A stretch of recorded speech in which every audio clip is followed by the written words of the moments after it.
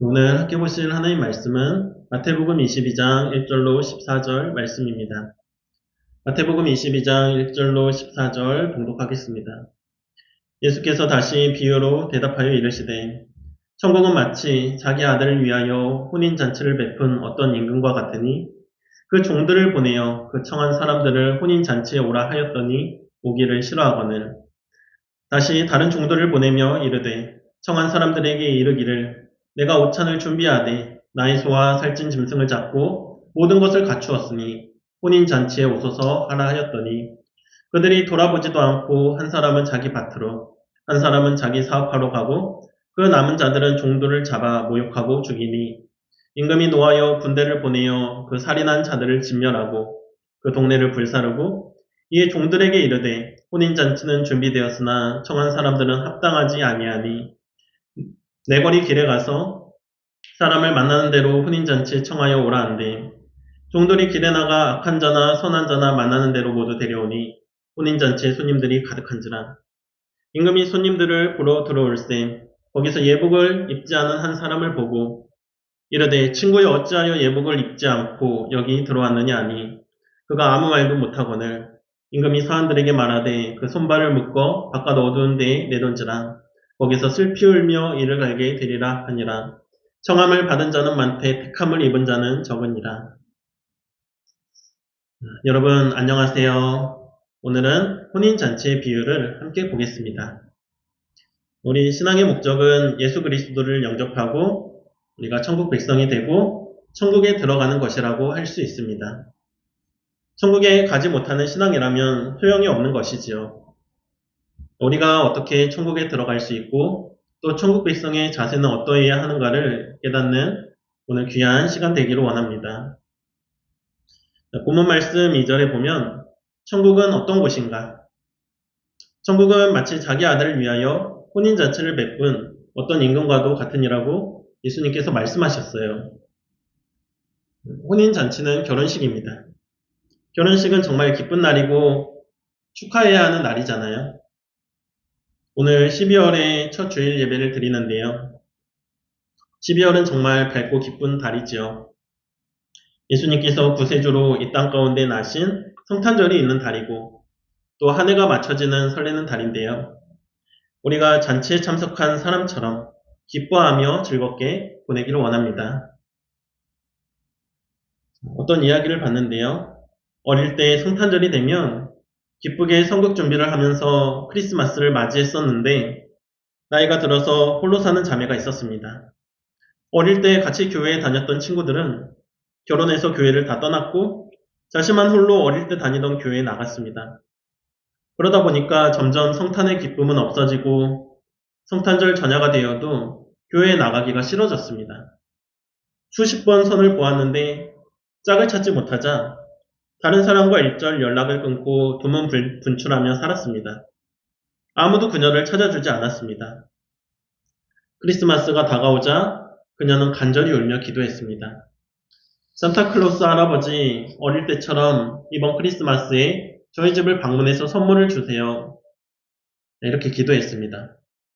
크리스마스 이브가 되자 놀랍게도 그녀의 집에 산타클로스가 선물 자루를 들고 나타났어요. 그녀는 외롭게 사는 자기 집을 찾아준 산타클로스를 보자 감동의 눈물을 흘렸습니다. 그러자 산타클로스가 한마디 말을 하며 선물 자루를 가지고 사라져 버렸습니다. 여러분, 산타클로스가 뭐라고 말했을까요? 뭐라고 말하고 사라졌을까요? 넌센스 퀴즈입니다. 한번 맞춰보세요. 이 자매한테, 혼자 사는 자매한테 산타는 뭐라고 말했을까요? 산타가 뭐라고 말했냐면, 울면 안 돼, 울면 안 돼, 우는 아이에게는 선물 안 준다 하는 말을 남기고 사라졌다고 합니다. 우리가 성탄절을 기쁘게 보내야죠. 산타에게 기도해서도 안 되고 예수님의 오심을 묵상하면서 기쁘게 보내기를 원합니다. 성탄절은 산타가 아니라 예수님의 오심을 기뻐하는 절기이죠. 그런데 성탄절이 되면 교회보다 백화점의 웃음이 더 많이 걸리고 예수님보다 산타가 주인공이 되는 경향이 있는 것 같습니다. 요즘에는 힘든 삶 속에 어른들은 물론이고 아이들까지도 설렘과 기쁨이 사라지고 있습니다. 성찬절은 기쁘다 구주 오셨네 라는 찬양처럼 무엇보다도 기쁨의 절기입니다. 죄로 죽을 수밖에 없는 우리를 구원하시기 위해서 인간의 몸을 입고 오신 날을, 예수님께서 오신 날을 기념하는 기쁨의 절기이죠. 그러나 각박한 세상에서 거리에도 사람들의 마음에도 교회와 신앙인의 마음에도 기쁨은 사라지고 있습니다. 잔태는 신곡에서 기뻐하지 못하는 사람들을 지옥으로 넣어 놓았습니다. 지옥에 있는 사람들에게 무슨 죄를 짓고 여기 왔느냐고 묻습니다.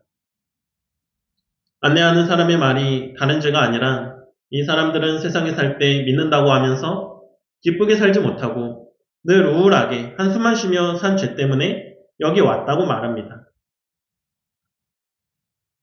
바울은 데살로니가 전서에서 신앙인의 3대 삶의 지침을 항상 기뻐하라, 쉬지 말고 기도하라, 범사에 감사하라. 이는 그리스도 예수 안에서 너희를 향하신 하나님의 뜻이니라. 이 세 가지로 말씀했는데요.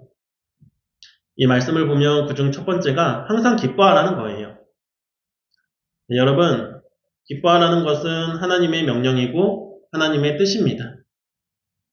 하나님의 명령이에요. 기쁜 일이 있어야 기뻐하면 세상에는 기쁜 일보다는 우울하고 슬픈 일이 더 많이 있습니다. 파란 안경을 쓰고 세상을 보면 파랗게 보이는 것처럼 우리가 기쁨의 안경을 쓰고 세상을 보면 기쁜 것이 많이 보입니다. 기뻐하라는 것은 하나님의 명령이고 내가 기뻐할 것인가 슬퍼할 것인가는 자신의 선택의 문제이죠. 예수님 때문에 기쁨의 안경을 쓰고 항상 기뻐하다 보면 얼굴도 없고 마음도 없고 인생도 웃을 수 있습니다. 세상에는 모두에게 기쁜 일도 또 모두에게 슬픈 일도 없습니다. 소요리 문답에 보면 사람의 제일 된 목적을 뭐라고 했냐면요.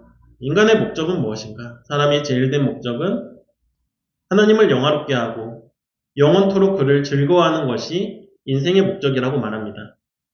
하나님을 영화롭게 하고 또 영원토록 그를 즐거워하라는 거예요. 즐거워하라는 거예요. 예수님은 인류에게 기쁨을 주시기 위해서 이 땅에 오셨고 예수님을 구세주로 믿으면 이 땅에서 기쁘게 살다가 슬픔도 눈물도 죽음도 없는 영원한 천국에서 영원한 기쁨을 누리고 살 수 있습니다. 성탄절은 예수님 한 분으로도 충분히 기뻐할 수 있고 또 기뻐할 수 있는 절기입니다. 주님으로 기뻐하는 인생을 살면 누구나 영원히 함께 하시는 주님으로 인해서 언제나 어디서나 기뻐하며 살 수 있을 것입니다. 오늘 본문 말씀을 보면 성탄의 의미에 대해서도 우리가 연관해서 깊이 생각해 볼 수 있는 말씀인 것 같아요. 혼인잔치의 비유인데요. 여러분 결혼식에 초청받았다면 기뻐해야 하잖아요. 그런데 오늘 말씀은 밝은 느낌이 아니라 어둡고 기이한 분위기입니다. 이 말씀은 시대의 종교 지도자들과의 논쟁 중에 나온 주님의 말씀인데요. 이 정황을 모르고 이 비유만 떼어놓고 보면 오해할 수 있습니다. 우리를 구원하신 하나님의 깊은 사랑이 있다는 것을 알고 우리가 성경을 봐야 오해하지 않을 수 있습니다.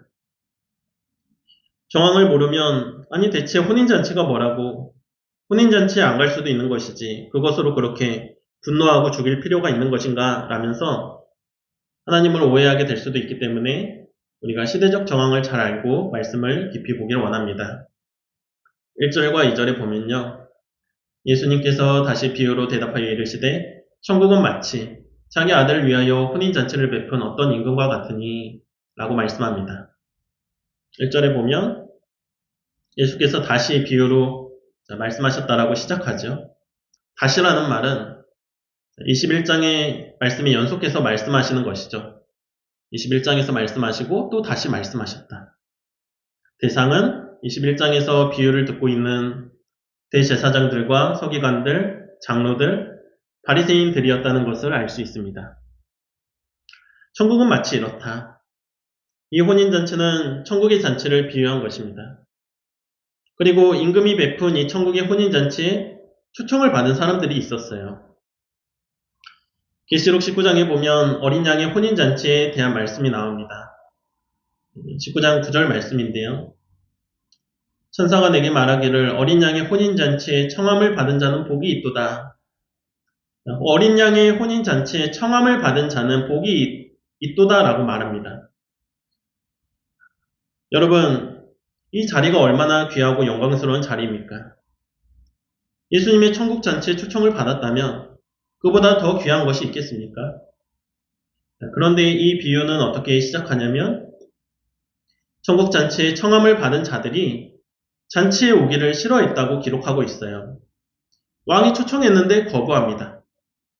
이것이 정말 기이한 일이 아닙니까? 왕이 초청한 영광스러운 자리인데 그것을 거부해요. 3절에 보면 그 종들을 보내어 그 청한 사람들을 혼인잔치에 오라 하였더니 오기를 싫어하거늘. 여러분, 만약에 우리가 대통령한테 초청을 받았다면 얼마나 영광스럽게 여기겠습니까? 대통령 취임할 때 보면 정말 의리의리하고 귀빈들만 선별해서 초청하잖아요. 굉장히 영광스러운 자리이죠.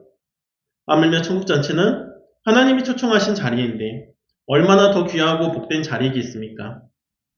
그런데 청함을 받은 자들이 오기를 싫어했다고 하면서 비유를 시작하고 있습니다. 정말 기이한 이상한 일이 일어난 거예요. 이것은 예수님 시대의 정황에 대해서 비유로 말씀하고 계시는 것입니다. 하나님이 독생자 아들 예수 그리스도를 이 땅에 보내셨잖아요. 귀하고 귀한 독생자 아들 예수님을 보내시어 아무런 대가 없이, 아무런 수고함 없이, 값 없이 잔치를 베푸셨음에도, 그럼에도 불구하고 라는 말이에요. 그러면 그 잔치에 당연히 와야 하는데 사람들이 안 왔다라는 것입니다. 그래서 이게 예수님이 이 자리가 얼마나 영광스러운 자리인데 오지 않으니까 답답하신 거예요. 당시 백성들은 정말 오랫동안 이스라엘을 구원할 그리스도를 기다렸죠. 정말 오랜 기간 그리스도에 대한 소망을 품고 기다려왔던 백성이었습니다. 그런데 막상 그리스도이신 예수님이 이 땅에 딱 왔는데 백성이 기뻐하며 맞이하지 않는 거예요. 우리가 기뻐하는 성탄절도 깊이 보면 이런 시대적인 정황이 있는 것이죠. 어둠이 있는 것이죠. 예수님께서 이 땅에 오셨는데 하나님을 믿는 백성이 나오지 않는 거예요. 정말 이상한 일이 일어난 것입니다. 그러니 이것을 보고 계시는 예수님의 마음이 얼마나 답답했겠습니까? 청함을 받은 자들에게 임금이 종을 보내어 오라고 했는데 오기를 싫어해요. 정말 오랜 기간 준비해서 모든 것을 다 완벽하게 준비해서 오라고 했는데 거부합니다. 정말 황당하고 당황스러운 일입니다. 여러분, 곧 크리스마스인데 아들의 보내심의 의미라는 것이 어떤 것입니까? 요한복음 3장 16절에 보면 하나님이 세상을 이처럼 사랑하사 독생자를 주셨으니 이는 그를 믿는 자마다 멸망하지 않고 영생을 얻게 하려 하심이라 라고 말씀합니다. 우리를 구원하시기 위해서 이 땅에 예수님께서 오셨습니다. 임금이 베푼 천국잔치가 실상은 백성들이 간절한 마음으로 원하고 소망했던 구원자 예수 그리스도를 만나는 자리였다는 거예요. 예수님을 볼 수 있는 자리였다는 거예요. 그래서 그들의 소원을 따라서 예수님을 보낸 것입니다. 하나님께서는 수많은 세월을 인내하시고 준비하면서 아들을 보내셨어요. 그런데 백성들의 모습은 어떠했습니까? 요한복음 1장 11절에 보면 그리스도가 자기 땅에 왔으나 자기 백성이 영접하지 아니하였으니 라고 말씀합니다. 예수님이 이 땅에 왔는데 준비된 자기 백성이 영접하지 않았다고 성경은 말해요. 주님을 영접하지도 않았고 주님께 오기를 싫어했습니다. 본문 4절에 보면 다시 다른 종들을 보내며 이르되 청한 사람들에게 이르기를 내가 오찬을 준비하되 나의 소와 살찐 짐승을 잡고 모든 것을 갖추었으니 혼인잔치에 오소서 하라 했더니 그리스도를 만날 수 있는 자리에 오라. 임금은 아마도 저들이 내가 준비한 잔치에 대해서 잘 몰라서 그럴 것이다 라고 생각했던 모양입니다. 다시금 종들을 불러서 성대하게 잘 준비된 잔치라고 설명을 하고 다시 초청하라고 종들을 보냅니다. 그런데 준비된 백성은 끝내 오기를 거부합니다. 그러자 임금은 분노합니다. 여러분, 하나님 안에 있는 이 분노는 어떤 것입니까? 주님은 이 비유의 말씀을 통해서 하나님의 고통과 분노에 대해서 말씀하고 계십니다. 자기 백성들이 정말 소원했던 그 한때가 되어 구원자 예수 그리스도를 이 땅 가운데 보내었는데 정작 준비된 자기 백성들은 오기를 거부하고 영접하지 않았다는 거예요. 이것은 그때 그 이야기만이 아니라 어쩌면 오늘 우리의 모습일 수 있습니다. 죄인 안에 있는 이런 무죄함이 우리 안에도 있을 수 있다는 거예요. 우리가 뭐가 필요할 때 얼마나 간절히 기도합니까? 그런데 정작 하나님께서 준비해서 그것을 이루어 주실 때가 되면 우리는 그 자리에 없는 거예요. 우리의 관심은 전혀 다른 곳에 가 있을 때가 많습니다. 하나님이 준비한 세계에 대해서 관심조차 두지 않는 모습이 있다는 거예요. 성탄이 다가오는데 오늘 우리는 예수님의 오심의 의미를 알고 예수님을 기뻐하며 살아가고 있습니까? 아니면 이 말씀처럼 예수님과는 관계없이 나의 이기적인 목적을 위해 바쁘게 살아가고 있지는 않은지 돌아보기를 원합니다. 크게 환영하고 기뻐했어야 할 백성들이 예수님을 거부하고 싫어했다는 거예요. 이방인들은 메시아를 기다리지도 않았습니다. 다른 사람들은 다 거부하고 멀리한다고 하더라도 이스라엘만큼은 주님을 환영하고 하나 되었어야 할 하나님의 백성이었다는 거예요. 그런데 그들이 거부했고 이때 하나님의 분노가 있었다는 것을 우리가 알아야 하겠습니다. 게다가 제차 잔치에 초청하는 종들에게 어떻게 했습니까? 5절과 6절을 보면 그들이 돌아보지도 않고 한 사람은 자기 밭으로 한 사람은 자기 사업하러 가고 그 남은 자들은 종들을 잡아 모욕하고 죽이니 라고 나옵니다. 그냥 싫어한 것만이 아니라 모욕하고 죽였다고 말씀합니다. 그들을 위한 잔치인데 그들을 초청하러 가는 종들을 잡아서 모욕하고 죽였다는 거예요. 여기서 모욕이라는 말은 학대한다는 말보다 더 혹독한 모욕과 처벌을 뜻합니다. 이것이 참 비극이지만 역사적인 정황이 일어 있습니다. 어떤 이가 불치병에 걸렸습니다. 그런데 막상 그 불치병을 치유할 수 있는 의사를 찾아왔는데 그 의사를 잡아서 죽인 것과 같은 기이한 모습이라고 할 수 있습니다. 우리가 전도하다 보면 이 말씀 정말 실감나죠? 5절에 돌아보지도 않고라고 기록하고 있는데 복음을 전해도 전혀 관심이 없고 개의치 않고 못 들은 척 무시하고 쳐다보지도 않는 거예요. 심하면 어떤 사람들은 모욕적인 말을 퍼부을 때도 있습니다. 혹시 나에게 예수 그리스도를 전하는 이에게 교회에 한번 와보라고 하는 이에게 하나님의 사랑을 전하는 이에게 이렇게 상처를 주고 모욕을 준 적은 없습니까? 하나님은 그때 분노하신다는 거예요. 그런데 이들이 못 가겠다고 하면서 하는 변명이 무엇입니까? 바쁘다는 것입니다. 하나님께서 준비하신 잔치보다 자신들의 밭과 사업을 더 가치 있게 여기고 그것에 매몰되어 바쁘게 살아가는 거예요. 예수님 시대나 지금이나 사람들의 모습은 정말 비슷하구나라는 생각이 듭니다.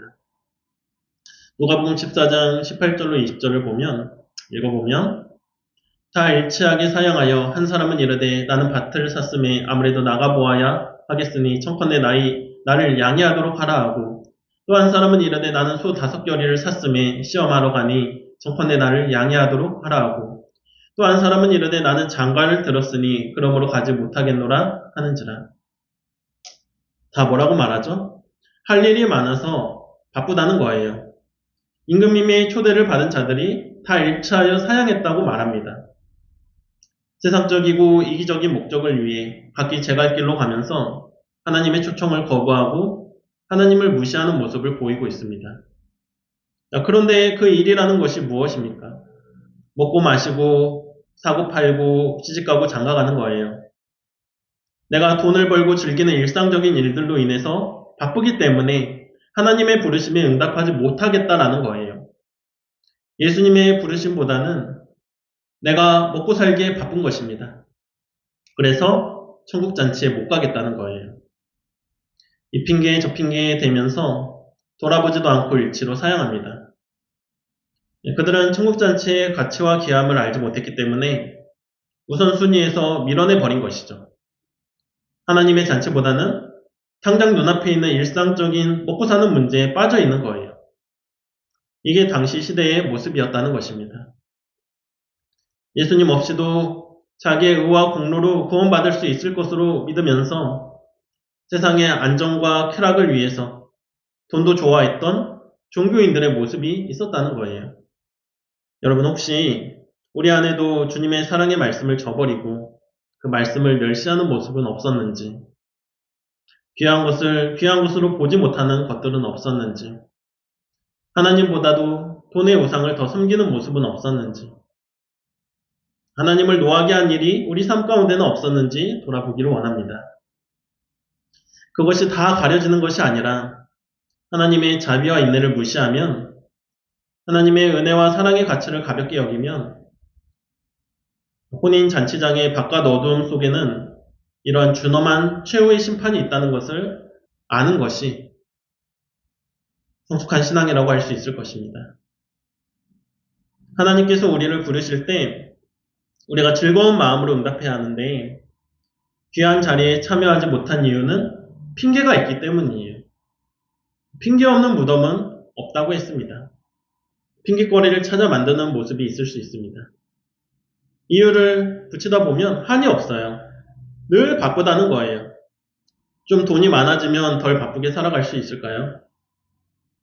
잘 사는 나라에 가면 돈이 많아지면 사람들이 여유로울 것 같지만 이 일 저 일에 치여서 더 예수님 앞으로 나오기가 어렵습니다. 그래서 예수님은 인자의 때가 노아의 때와 같다고 말씀하셨어요. 노아의 홍수 심판을 들어보셨죠? 노아의 때에도 왜 심판이 있었는가? 사람들이 먹고 마시고 시집가고 장가가면서 심판의 비를 맞으면서도 그게 심판인지 깨닫지 못한 채 홍수 속으로 다 쓸려가서 죽었다라고 했습니다. 하나님의 백성 안에 귀한 것을 귀하게 보지 못하는 이런 무지가 있었다는 거예요. 우리에게 허락하신 귀한 것이 있음에도 불구하고 귀한 것으로 알지 못하면 결국 다 빼앗기고 잃어버리게 됩니다. 죄인의 특성이 그러합니다. 잃어버리고 난 뒤에야 귀함을 깨닫고 후회하는 모습이 바로 죄인의 모습입니다. 우리 안에도 그러한 무지가 있을 수 있습니다. 하나님의 부르심에 대한 귀함을 알지 못하면 그 부르심을 무시하게 되는 것이죠. 이해할 수 없는 것은 왜 그 종들을 능욕하고 잡아 죽이기까지 했습니까? 안 가는 것뿐만이 아니라 종들을 잡아 죽였어요. 이 성탄의 의미를 깊이 보면 짙은 어둠이 있습니다. 헤롯 왕은 예수 그리스도가 태어났다는 소식을 듣고는 바로 살해할 것을 계획하고 무고한 어린 아이들을 죽였습니다. 자신의 기득권을 뺏기지 않기 위해서 그리스도를 잡아 죽이려고 했던 것이죠. 이 살기가 시대의 종교적인 지도자들 안에도, 종교 지도자들 안에도 있었다는 거예요. 종교 지도층들도 예수에 대한 적대감과 사리가 가득합니다. 그 안에는 자신들의 기득권, 이권과 명예를 사수하고자 하는 위선이 있는 것이죠. 그래서 임금이 어떻게 합니까? 7절에 보면 임금이 노하여 군대를 보내어 그 살인한 자들을 진멸하고 그 동네를 불사르고 이렇게 말씀합니다. 이제 왕은 종들을 보내지 않고 이제는 군대를 보냅니다. 하나님의 분노가 공의의 심판이 얼마나 무서운지를 보여줍니다. 우리가 하나님을 무시하면 안 됩니다. 하나님을 두려워하는 마음이 있어야 합니다. 우리가 사랑의 하나님에 대해서 잘 알고 있지만 진노의 하나님이라는 것도 알아야 합니다. 하나님에 대한 경외와 두려움이 사라지면 실수하게 되고 빗나갈 수 있습니다. 하나님을 경외하는 것이 지혜의 근본이라고 잠언서는 말하고 있습니다. 하나님을 두려워하는 마음이 있을 때 실수하지 않게 됩니다. 8절과 9절 보면 이에 종들에게 이르되 혼인잔치는 준비되었으나 청한 사람들은 합당하지 아니하니 내 거리 길에 가서 사람을 만나는 대로 혼인잔치에 청하여 오라 한데 임금이 사거리에 가서 아무나 초청하라고 말합니다. 이 말씀은 지금 제자들도 듣고 있는 것이죠. 마태복음 21장에 이어 말씀하는 이 비유의 말씀이라고 했는데 마태복음 21장에 보면 두 아들의 비유입니다. 맏아들은 포도원에 가서 일하라는 아버지의 말씀을 이해하고는 가지 않았어요. 그러나 둘째는 포도원에 가서 일하기 싫었지만 나중에는 뉘우치고 가서 일을 했습니다. 그러면서 예수님께서 이 둘째 아들과 같은 세리와 창기들이 하나님 나라에 먼저 들어가리라고 말씀하셨어요. 세리와 창기는 죄인들의 대표라고 할 수 있습니다. 잔치는 예비되었으나 청한자는 오지 않았고 이제 아무나 불러올 수밖에 없는 때가 되었습니다. 세리나 창기들이 도덕적인 결함이 있다 할지라도 윤리적으로 타락했다고 할지라도 그들 안에는 늘 괴로워하는 마음이 있었고 죄책이 있었고 하나님의 긍휼을 사모하고 긍휼을 힘입어 살고자 하는 마음이 있었습니다. 그리고 예수님께서는 그 마음을 소중하게 보셨다는 거예요. 사거리에서 불러오라 그랬는데 이 사거리라는 것은 길거리 아무 데서라는 말입니다. 이 비유에 연이어 나오는 혼인잔치의 비유를 듣고 있는 제자들에게는 자신들이 바로 사거리에서 청함을 받은 자라는 인식을 가지고 있었을 것입니다. 아무런 자격 없는 자들, 어찌 보면 불순종했던 자들인데 청함을 받은 자라는 인식이 있었을 것입니다. 여러분, 우리들의 자리는 바로 그러한 자리에 있는 것입니다. 우리는 여기에서 제자들을 위로하시는 주님의 모습을 볼 수 있습니다. 제자들의 눈물을 씻기시고 그들 안에 있는 답답한 세계를 열어주시고 새로운 세계를 보여주시는 것이죠. 우리도 다 이렇게 해서 오게 된 자들이 아니었습니까? 우리들도 이 사거리에 있었는데 다 이렇게 해서 오게 되었고 예수님을 믿게 된 자들이 아닙니까? 청함을 받지 않았지만 사거리에서 만나서 데려오게 된 자들. 그러므로 우리가 천국의 잔치에 참여할 수 있게 된 것이 아닙니까? 이것이 은혜라는 거예요. 그렇습니다. 임금이 준비한 잔치는 청함을 받은 자들이 오지 않는다고 해서 결코 폐하여질 수 없는 것입니다. 내가 초청한 그 자리에 가지 않으면 다른 자가 내 자리를 차지하는 거예요. 그렇게 메워지는 것입니다. 자신의 자리를 잃어버린 자들만 안타까울 따름이죠. 하나님 나라가 바로 이와 같다는 거예요. 그래서 이제는 청함을 받지 못했던 자들로 잔치집이 가득 채워지게 되었습니다. 하나님의 백성으로 자격이 있어서 우리가 이 자리에 있는 것이 아니라 어찌 보면 준비되지 않았던 불순종했던 자들인데 주님의 제자의 자리에 부름을 받아서 이렇게 있는 것입니다. 세리처럼 성전 멀리에 서서 가슴을 칠 수밖에 없었던 죄 많고 상처 많은 자들이 자격 없는 자들이 구원을 받게 되었다는 거예요. 내가 자격 없는 자였지만 주님의 은혜로 부름을 받았다는 이 마음을 가지고 가면 우리의 신앙이 빗나가지 않을 것입니다.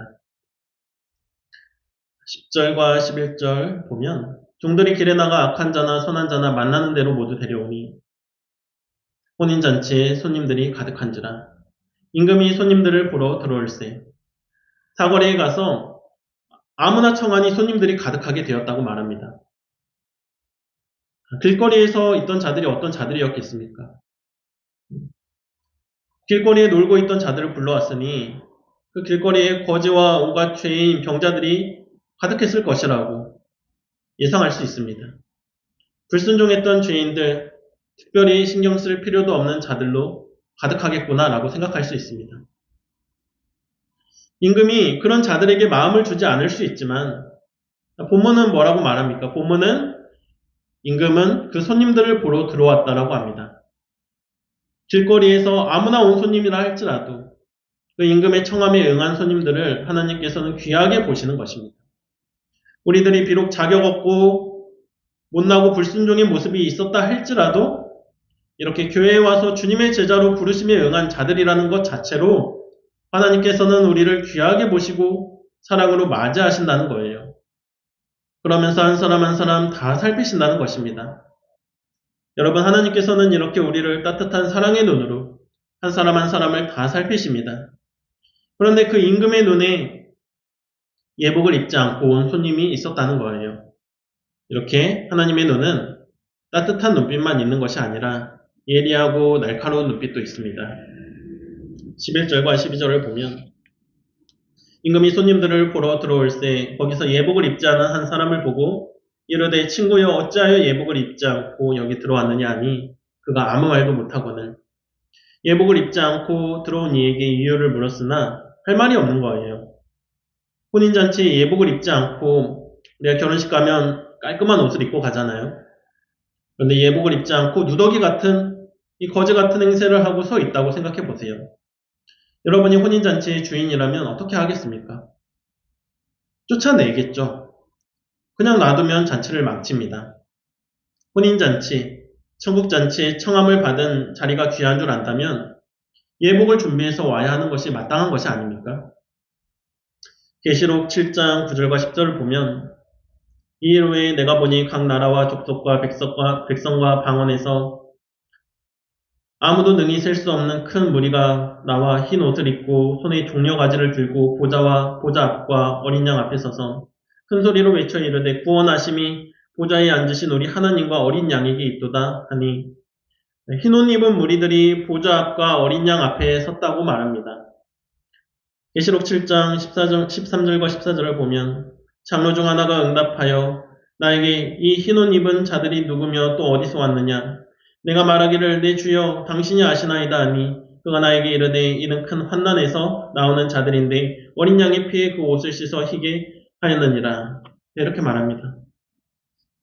뭐라고 말하냐면 어린 양의 피에 옷을 씻어서 희게 하였다고 말합니다. 여러분 어린 양의 피에 옷을 씻으면 흰옷이 붉게 물들지 않겠습니까?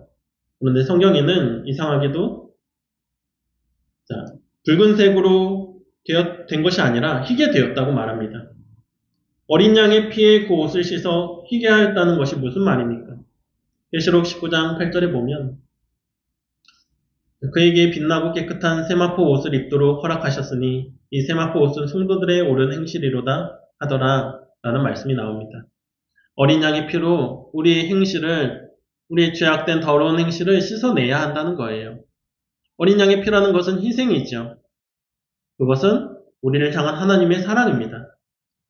예수님의 사랑과 희생, 그 삶을 따라 살아갈 때 우리의 행실이 깨끗하게 씻어진다는 거예요.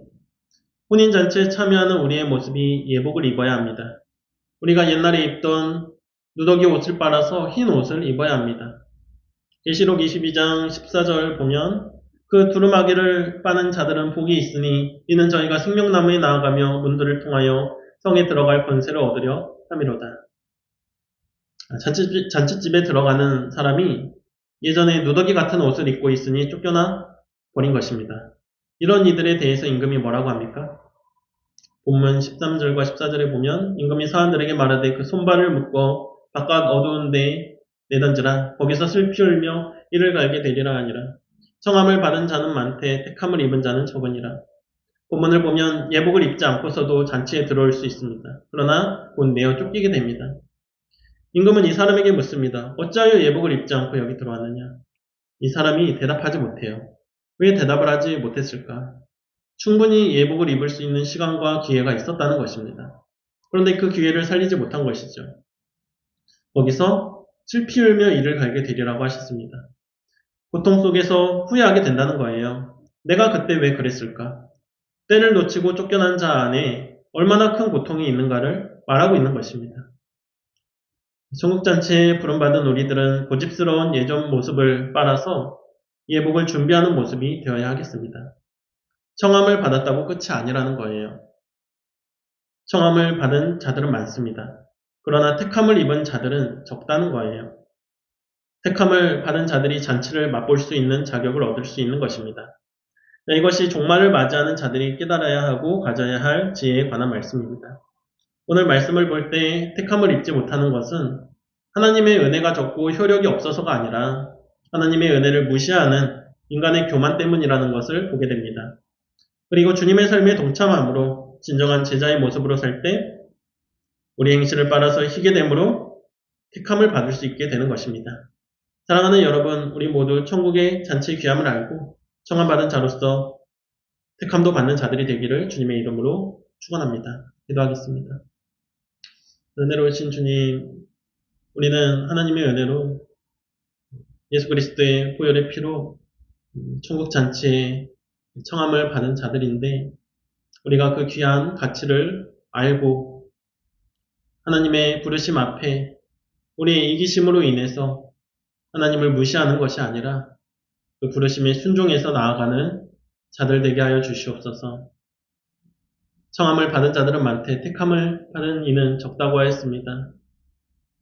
우리가 늘 하나님의 은혜 앞으로 나아가게 하시고 그 은혜를 받아서 올해 안에 이 더러운 죄악을 깨끗이 빨아 흰 옷을 입고 빛나는 면류관을 쓰고 그렇게 천국잔치에 들어갈 수 있는 자들 되게 하여 주시옵소서.